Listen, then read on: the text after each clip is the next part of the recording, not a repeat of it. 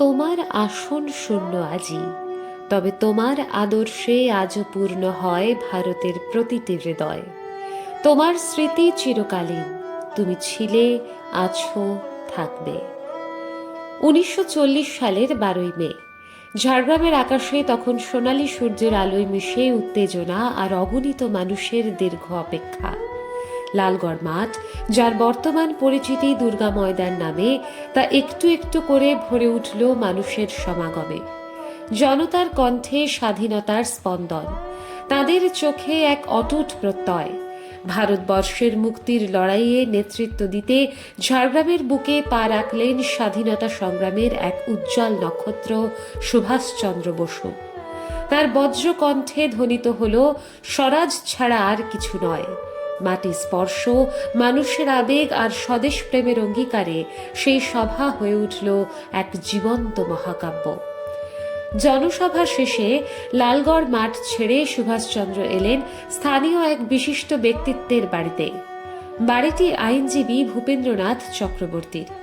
বাড়িটি বড় কিছু নয়, মাটির গন্ধ মাখা এক নিঃশব্দ আশ্রয়। তবে সেই একফালি বাড়িটি যেন হয়ে উঠেছে ইতিহাসের এক অংশ। ভূপেন্দ্রনাথের বৈঠকখানায় একটি কাঠের চেয়ারে বসলেন সুভাষচন্দ্র। ধুতি পাঞ্জাবি আর গান্ধী টুপি পরিহিত সুভাষচন্দ্র তখনও নেতাজি হয়ে ওঠেননি। তার চোখে এক অদ্ভুত দীপ্তি, এক অনড় সংকল্প, যেন স্বাধীনতার এক জীবন্ত প্রতিমূর্তি। বাড়ির পুরুষ সদস্যরা সেই মুহূর্তে বৈঠকখানায় বসে সুভাষচন্দ্রের সঙ্গে আলাপচারিতায় মগ্ন। ভূপেন্দ্রনাথ, তার 3 পুত্র শম্ভুনাথ, ভোলানাথ ও সতীনাথ একে একে প্রণাম করলেন তাকে। কিন্তু বাড়ির নারীদের ভাগ্যে শুধু দেখার অধিকার। তারা অন্তঃপুরে বসে পর্দার আড়াল থেকেই সুভাষচন্দ্রকে দেখলেন, আড়ালে থেকেই ভূমিষ্ঠ প্রণাম করলেন। তাদের মধ্যে ভোলানাথের স্ত্রী কমলা চক্রবর্তী নিজের হাতে চাও বানান। পরিবেশনার সুযোগ মেলেনি, তা করেছিলেন তার স্বামী আর ভাসুর। সেদিন সুভাষচন্দ্র চলে যাওয়ার পর কমলা দেবী একটি সিদ্ধান্ত নেন, যে কাঠের চেয়ারটিতে সুভাষচন্দ্র বসেছিলেন তা আর কখনো ব্যবহার হবে না। যে পেয়ালায় তিনি চা খেয়েছিলেন তা আর কারো হাতে যাবে না। ইতিহাসকে জীবন্ত রাখতে হবে।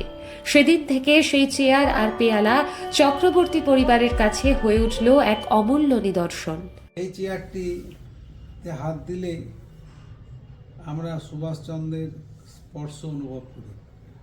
লালগড় মাঠে উনি বক্তৃতা দিতে এসেছিলেন, তখন দাদুর সাথে দাদু ওনাকে আমাদের ঘরে ইনভাইট করেছিলেন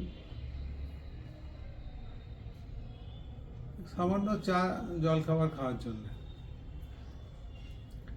এবং উনি এসেছিলেন কিছুক্ষণের জন্য। এখানে চা পান করেন এবং আমার মেজ জ্যাঠাইমা, মানে ভূপেন্দ্রনাথ চক্রবর্তীর মেজ বৌমা, ওনাকে চা করে খাইয়েছিলেন। প্রতি বছর 23শে জানুয়ারি কমলা দেবী নিজের হাতে ধূপ জ্বালিয়ে সেই চেয়ারটির সামনে রাখতেন সুভাষচন্দ্রের প্রতিকৃতি। তার মুখে উচ্চারিত হতো, তোমার আসন শূন্য আজি, হে বীর পূর্ণ করো। বছর বছর এই অনুষ্ঠান বাড়ির ঐতিহ্যে পরিণত হয়। কমলা দেবীর মৃত্যুর পর তার মেয়ে রুমা চক্রবর্তী বিশ্বাস আর রুমার খুড়তুতো দাদা সোমনাথ চক্রবর্তী সেই দায়িত্ব নিয়েছেন। 1940 সালের 12ই মে সুভাষচন্দ্র বসু আমাদের বাড়ির সামনের মাঠে সভা করতে এসেছিলেন। আমার ঠাকুরদা ঈশ্বর ভূপেন্দ্রনাথ চক্রবর্তীর আমন্ত্রণে বিকেলবেলা সভা শেষে নেতাজি আমাদের বাড়িতে চা খেতে আসেন। তখন অবশ্য তিনি নেতাজি হননি, তিনি সুভাষচন্দ্র বসু। ধুতি পাঞ্জাবি এবং মাথায় গান্ধী টুপি পরে এসেছিলেন। এই সময় আমার মা কমলা চক্রবর্তী চা বানিয়েছিলেন। মা অন্তঃপুর থেকেই সুভাষচন্দ্রকে দেখেছিলেন, কারণ তখন মেয়েদের বাইরে আসার প্রথা চালু ছিল না। হ্যাঁ, বাড়ির পুরুষ সদস্যরাই চা পরিবেশন করেছিলেন।